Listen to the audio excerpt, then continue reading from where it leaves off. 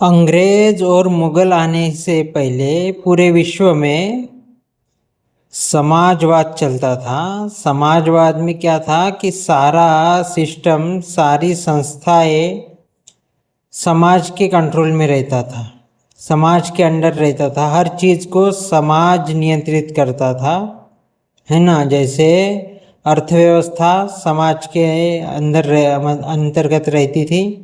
समाज ही अपने वस्तुओं का भाव तोल करके एक दूसरे को लेन देन करती थी, और वही खुद ही दाम भी तय होता था समाज में ही। क्योंकि समाज में रियलिटी बेस्ड चीज़ें होती है।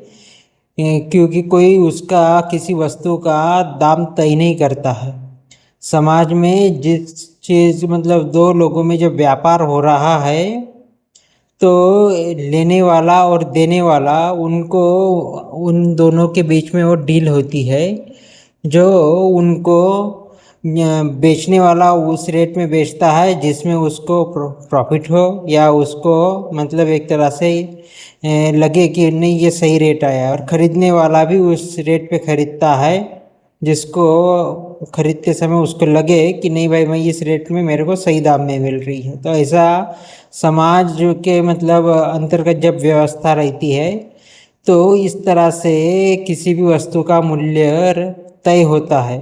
परंतु फिर उसके बाद क्या हुआ कि मुगल और अंग्रेज़ आए, और इन्होंने जो भारतीय समाज व्यवस्था थी वो एक तरह से धीरे धीरे ख़त्म होने लगी, है ना। तो ऐसी जैसे अर्थव्यवस्था है तो ऐसी सारी व्यवस्थाएं समाज के अंडर थी। न्याय व्यवस्था हो गई, क्योंकि हर गांव में पंचायत होती थी, हर गांव में न्याय होता था, है ना।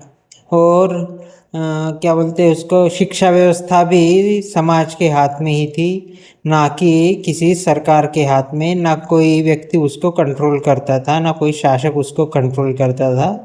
समाज ही अपने बच्चों को उस अपने कल्चर के अनुसार, अपने रीति रिवाज परंपराओं के अनुसार बच्चों को वहाँ की भौगोलिक स्थिति, इतिहास आदि के आधार पे उनको पढ़ाते थे, सिखाते थे। तो ये सामाजिक तंत्र था। तो इसमें हर कोई स्वावलंबी, सुखी और स्वतंत्र था। इसमें कोई किसी के ऊपर जोर ज़बरदस्ती नहीं थी। हाँ, राजा लोग भी थे उस समय, लेकिन राजा लोगों के हाथ में असीमित पावर नहीं थी। राजा लोगों के हाथ में केवल और केवल अपने राज्य का विस्तार करना, अपनी सेना और लोगों से टैक्स लेना, इतनी ही पावर होती थी। बाकी सब कुछ समाज अपना कंट्रोल करता था। लेकिन फिर अभी समय तो अभी खैर बदला है। अभी सब कुछ सरकार के हाथ में रहता है। ये हमको मूर्ख बना के वो सब ले लिया है, वो तो बताऊंगा ही खैर मैं बात, है ना।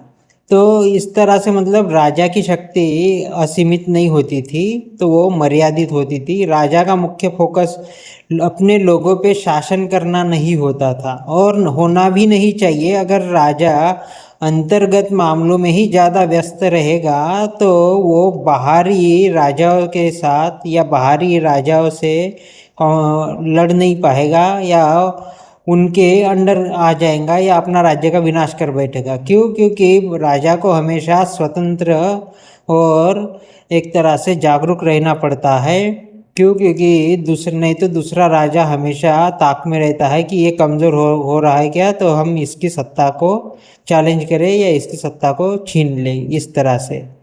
तो इसीलिए उस समय राजा लोग अंतर्गत उनके साम्राज्य के जो अंतर्गत मामलों में बहुत कम दखल देता था, और देश के उसके साम्राज्य के बाहर के मामलों में ज़्यादा वो इन्वॉल्व रहता था। और ये बहुत ज़रूरी है। तो अभी वर्तमान में तो भारत की स्थिति ऐसी कुछ नहीं है। भारत के जो जिनके हाथ में सत्ता है, पावर है, वो लोग ज़्यादातर अंतर के ही मामलों में इन्वॉल्व रहते हैं। और वैश्विक राजनीति में तो एक तरह से उनकी इन्वॉल्वमेंट ना के बराबर ही है ना। तो ऐसा है। तो इसलिए हम बाहरी रूप से बाहर कमज़ोर होते जा रहे हैं। और आप बाहर अंदर जितना आपको मर्जी शासन कर लो, लेकिन आप जब तक बाहर अपनी शक्ति बढ़ाओगे नहीं, अपनी धवस जमाओगे नहीं, अपनी शक्ति का प्रदर्शन नहीं करोगे, तो आपकी बाहर इज्जत नहीं होगी।